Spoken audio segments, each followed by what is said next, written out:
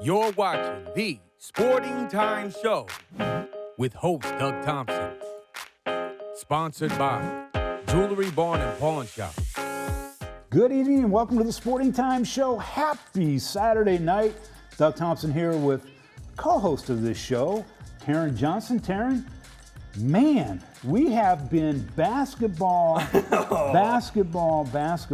Yeah, Doug, it feels like the first round of the football playoffs, just the frenzy that is. But this last week we've had basketball, it seems like every night, a great game, a lot of coverage.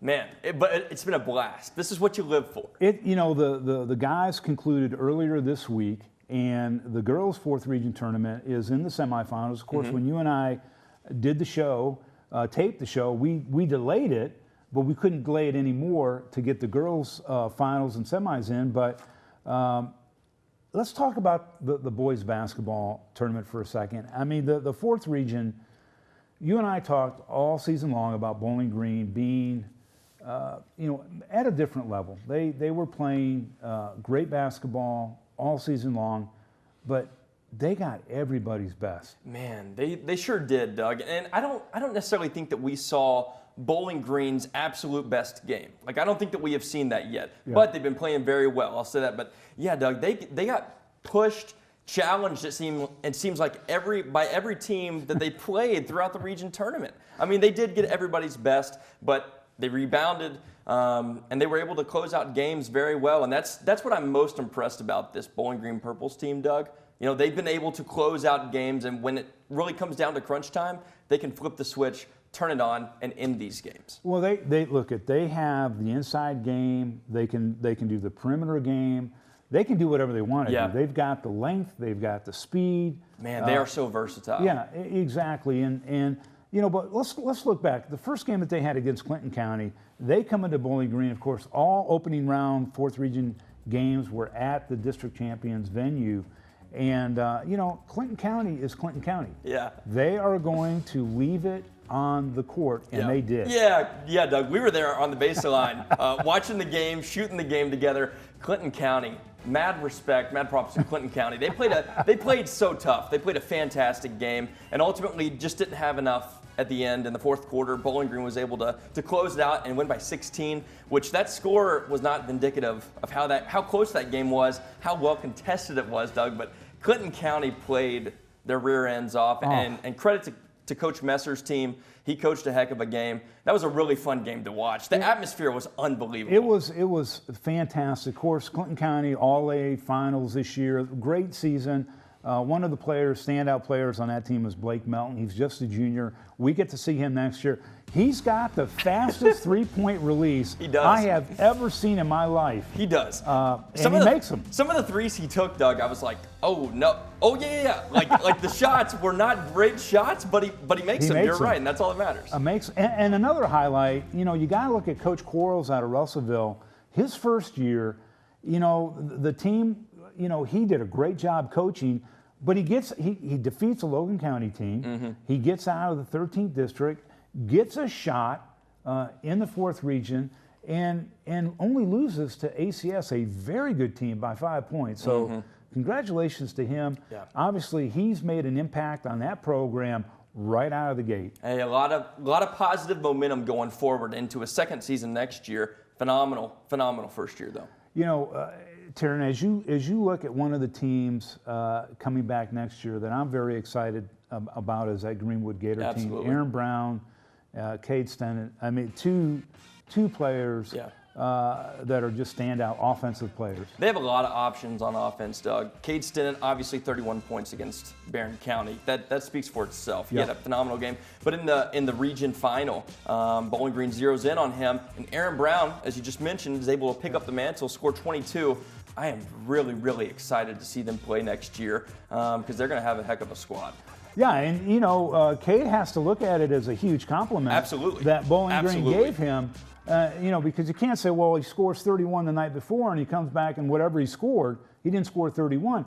But the fact of the matter is he's playing a top 10 team in the state, and they're going, we got to stop him. A team defensively that played fantastic defensively, but that's really long too, and is able to stop guys like Cade from scoring if they really zero in. So huge compliment, absolutely. But But I can't wait to see the Gators next year. Yeah, it's going to be amazing. We're going to take a short break. When we come back, we're going to have the 4th region coach, Coach D.G. Cheryl, and Mr. Kentucky Basketball coming up, a candidate. He's not yet Mr. Kentucky Basketball, but he will be. Short break. We'll be right back. More of the Sporting Times on WNKY NBC 40.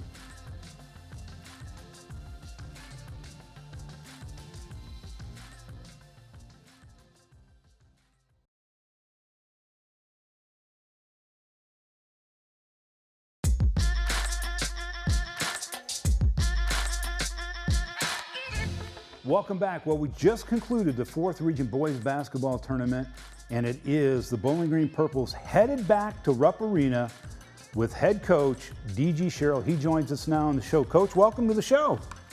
Hey, thanks, Doug. Thanks for having us, buddy. An exciting tournament, Coach. You guys certainly were the favorites going into it. You were the favorites all season long, but as you quoted last night in one of the articles, you always get everybody's best shot, and you guys took it. But what a really fantastic tournament. Oh, yeah. We had a gauntlet. We started off with South Warren, who was a 16-win, 4 seed. I mean, that's just unbelievable. And then you go and you have a really good, for that you get to play a good Greenwood team. Had done all. Then you get Clinton County, and they came in and just, what a physical war we had with them. And then Allen County, great game. Coach Bonds had his team ready to play. And then we beat a really good Greenwood team last night. So we ran the gauntlet. Really proud of our guys to having to win a lot of different ways in the postseason. And I want to ask you about that.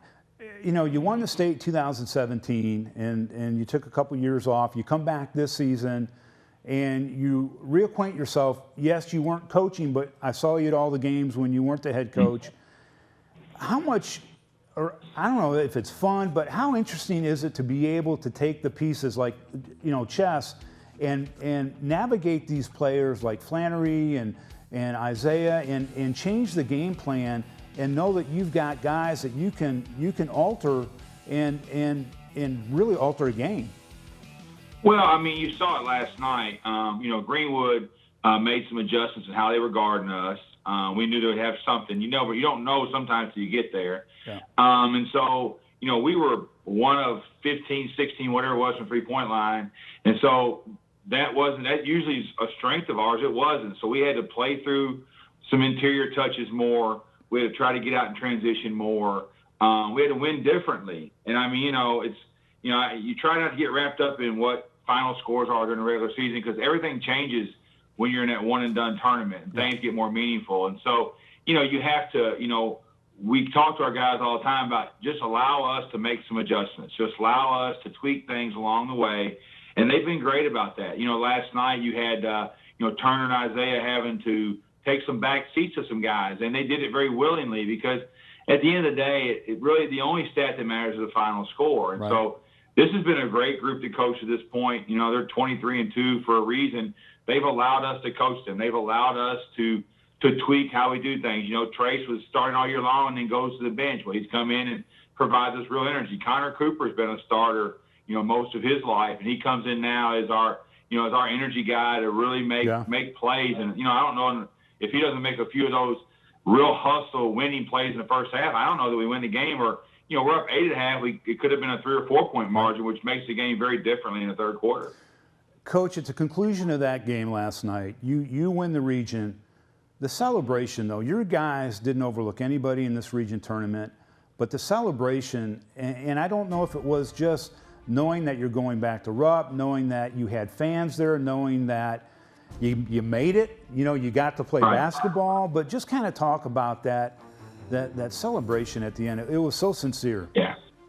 Well, it's one of those situations where I was blessed to come in with a really good team. My predecessor is one of my best friends in the world, and he did a great job. But they had a heartbreaker too there in that last game, and they played well enough to win those games. But sometimes you don't win that game, and so I think that when Greenwood made a run at us, I called a late timeout. I could see in our guys' eyes, they're like, uh-oh. But we all took a deep breath. There was a quiet confidence in that huddle that we've got this. We're okay. Yeah. And so the boys reassured themselves. They reassured each other. And then they went out and finished the game. And I think it's just one of those things where it leaves a little legacy, a little mark for them. It qualifies them as a really good basketball team that they are. Yeah. And, you can have really good teams, and you talk about how good teams are, but to be able to hang that banner in your gym and put that picture on the wall kind of qualifies you as one of the better teams that ever play at your school or in this area. So it was very satisfying for my guys. It was super exciting, Coach. We're out of time, but congratulations. You take on the second region team, who we don't know that's going to be, but we're going to be bringing on a Mr. Kentucky basketball candidate up next. Thank you very much, Coach. Good luck at Rupp. Hey, Doug, thank you so much. And the guy you're bringing on, he's a first-team All-Stater. He's Mr. Basketball, in my opinion. Thank you guys so much. I agree. Thank you, Coach. All right, we're going to take Thank a short you, guys. break. When we come back, Mr. Kentucky basketball candidate joins us right here on Sporting Time Show. We'll be right back.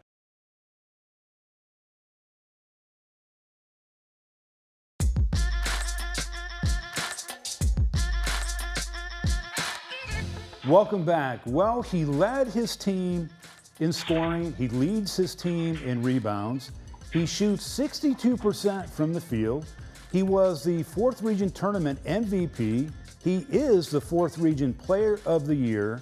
He is headed to Northern Kentucky University to play his college basketball, and he is Mr. Kentucky basketball candidate. I'd like to welcome to the show now Isaiah Mason from Bowling Green Purples. Isaiah, how are you? Good. How are you guys? Thank you for having me. We're doing great. You can't get any more awards, or else I won't have any time left to interview you. Congratulations on a great senior season. Isaiah, I got to ask you, what was it like last night after you won the 4th Region Tournament to know that you guys are headed back to Rupp Arena? It was a great feeling. I got to share with my teammates, my family, my peers, just everybody. So I was blessed to be a part of that, and I couldn't do it alone. So I give a big shout out to my teammates and my coach. I can't imagine what it's like to be a player of your caliber, knowing that when you play an opposing team, that they know who you are, and you're going to get double teamed. You're going to get the best of every team that you play. What is that like? It's a challenge knowing that, my team needs me to play my part and do my part, but it's also a smile knowing that I can create for others and, see them score and see them happy. So it's just, I don't know, it's a happy moment for me as a teammate. You have a great team with a lot of different personalities. I noticed in the championship game of the 4th Region Tournament, Turner Butchery talking to you going down the court. Just kind of talk about your teammates a little bit and how special they are and how much fun you're having playing with the guys that are on this team this season. I'm blessed to have each and every one of them. Every one of them bring a different piece to the puzzle. Like Turner, he's our point guard, so we trust him to do his role. And just having guys like that, man, it's fun to play with, knowing that you don't have to do it alone. Like I wouldn't have to score 20 to 15 points a game to win the game. Everybody does their part, and everybody can have their night. So just knowing that I have some great guys, not only on the court but off the court, to help give me along this path is just a blessing. And I wouldn't do it with any other team. Isaiah, when you go into a game, I've watched you so many times this season. You just seem to be very calm. It doesn't seem like anything flusters you. Just kind of talk about your mindset and how you prepare mentally for a basketball game. I go into the basketball game knowing it's just a game, and I just want to have fun playing a game that I love. And like I said, when you have great teammates that just kind of bring you along and cheer you up before the game, there's not a care in the world. I'm just going in to have fun and just play with the guys. So that's also something that calms me down, is just knowing that I have great teammates to play along with. Was there a sense of relief after winning the 4th Region Championship that you guys had done it? You got through a regular season and you got through most of the postseason with COVID and everything that you guys have had to go through. Was it just a huge relief for you? It was. We've been trying for the past 3 years and we ended up falling short. So it was just a blessing, and it was a big happy moment for knowing that this is all we worked for, and we finally got to that end goal. Well, not the end goal, but one of the many goals that we're trying to reach. So it was a big happy moment for my teammates and I. We knew that if we didn't do it this year, we wouldn't be able to do it in the rest of our lives. So we came into the game knowing that we had to give it our all 32 minutes. So it was a very happy moment. Well, you have a fantastic arena at Bowling Green High School. You've played at Western Kentucky University at Dill Arena.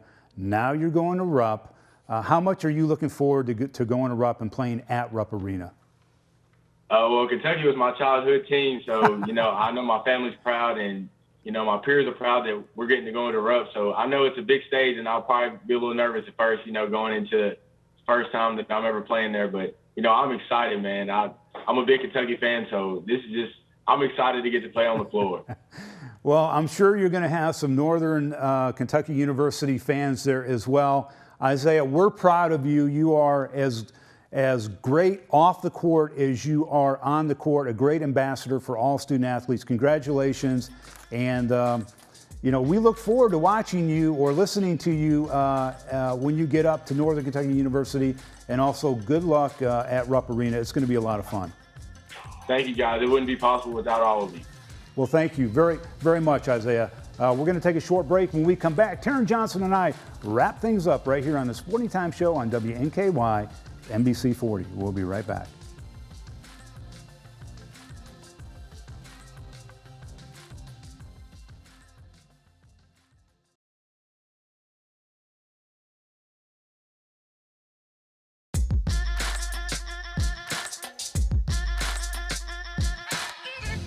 Welcome back, Taryn.